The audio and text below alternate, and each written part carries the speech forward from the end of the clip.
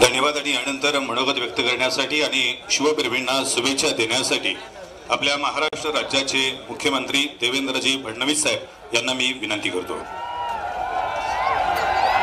छत्रपती शिवाजी महाराज की, धर्मवीर छत्रपती संभाजी महाराज की जय भवानी, जय भवानी।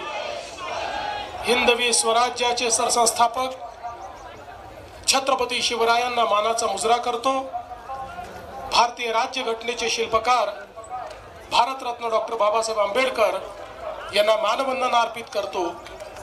आज छत्रपती शिवाजी महाराजांचा जन्मोत्सव साजरा करण्याकरता मंचावर उपस्थित असलेले आमचे सहकारी राज्याचे उपमुख्यमंत्री माननीय एकनाथराव शिंदेजी, माननीय अजितदादा पवारजी, सांस्कृतिक कार्य मंत्री आशिष शेलारजी, शरददादा सोनवणे, बापूसाहेब पठारे, अतुलदादा बेनके, आशाताई बुचके, सत्यशीलजी शेरकर, विजयजी घोगरे, नवनाथ घाडगे, बाळासाहेब मुळे, जितेंद्र डुडी, सुनील फुलारी, गजानन पाटील, अतुल चव्हाण, ज्यांना पुरस्कार मिळाला ते बाळासाहेब दांगट, डॉक्टर अमोल डुमरे, जालिंदर कोरडे, रामभाऊ पाडमोडे, राजाभाऊ पाडमोडे, या ठिकाणी उपस्थित तमाम शिवप्रेमी भगिनी आणि बंधूंनो, आज सर्वप्रथम जगभरातील शिवप्रेमींना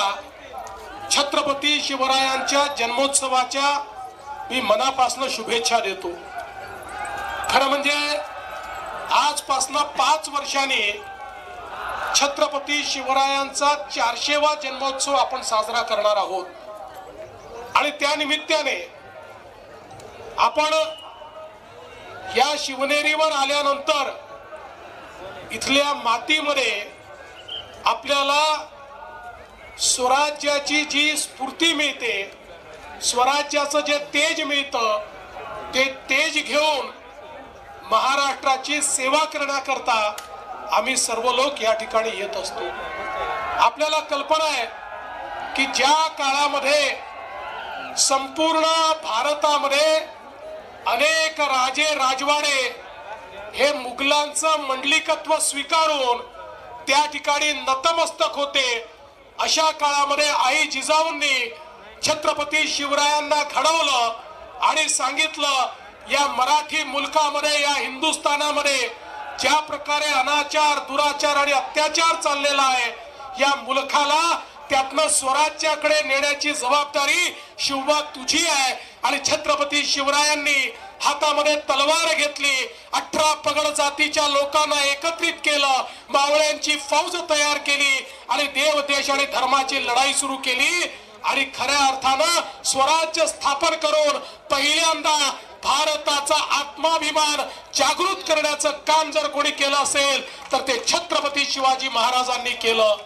आज स्वतंत्र भारत आपण पाहतोय, आत्माभिमानी अशा प्रकारचं 140 कोटी लोकांचा हा देश आपण पाहतोय। याच्या पाठीशी जर कोणी असेल तर ती छत्रपती शिवरायांची प्रेरणा आहे आणि म्हणूनच छत्रपती शिवराय हे आमचे आराध्य दैवत आहेत आणि त्यांनी राज्य कारभार कसा चालवायचा याची जी मानकं सांगितलेली आहेत आपल्याला कल्पना आहे। ते केवळ योद्धे नव्हते तर ते उत्तम प्रशासक होते।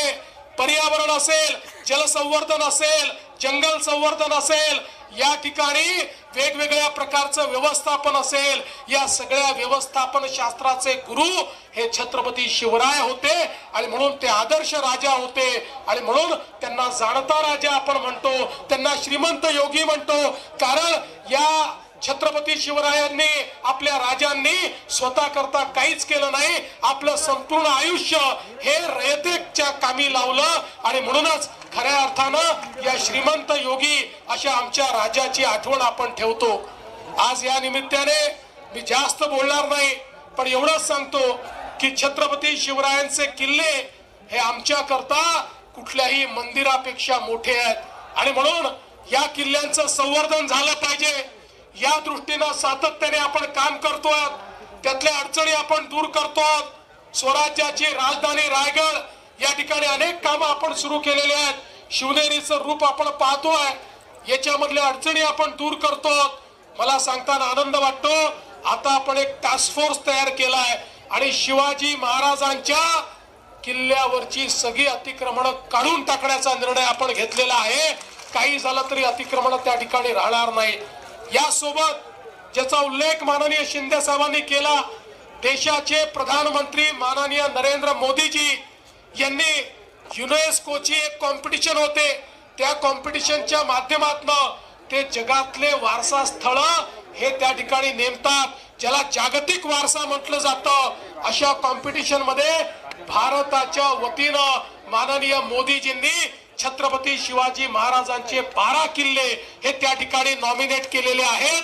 आणि आता आमचे सांस्कृतिक मंत्री आशिष शेलारजींच्या नेतृत्वात पुढच्या आठवड्यामध्ये युनेस्कोच्या संपूर्ण टीम समोर जगातले वेगवेगळे देश प्रेझेंटेशन करणार आहेत। ते भारताचं प्रेझेंटेशन म्हणजे छत्रपती शिवरायांचे किल्ले हे कसे स्थापत्य शास्त्राचा उत्तम नमुना आहे, हे कसे जलसंवर्धनाचा उत्तम नमुना आहे, हे कसे पर्यावरण संवर्धनाचा उत्तम नमुना आहे, या संदर्भातलं सगळं प्रेझेंटेशन हे त्या ठिकाणी आशिषजींच्या नेतृत्वात पॅरिस मध्ये त्यांच्या महासभेपुढे त्या ठिकाणी सादर होणार आहे। आणि मला विश्वास आहे की छत्रपती शिवरायांचे हे किल्ले जागतिक वारसा बनतील आणि जगातले लोक हे किल्ले पाहण्याकरता या ठिकाणी येतील। या निमित्ताने मी शरद दादा तुम्हाला आणि सर्वांना सांगू इच्छितो की जे मुद्दे तुम्ही मांडलेले आहेत ते महत्वाचे आहेत। दाऱ्या घाटापासून तर या शिवनेरी परिसराच्या विकासापर्यंत ही सर्व ज्या आपण मागण्या केलेल्या आहेत, आम्ही तिघही या ठिकाणी आहोत। आम्ही तिघही या ठिकाणी शासक नाही आहोत, आम्ही छत्रपतींचे मावळे आहोत, आम्ही सेवक आहोत। त्यामुळे छत्रपतीचे सेवक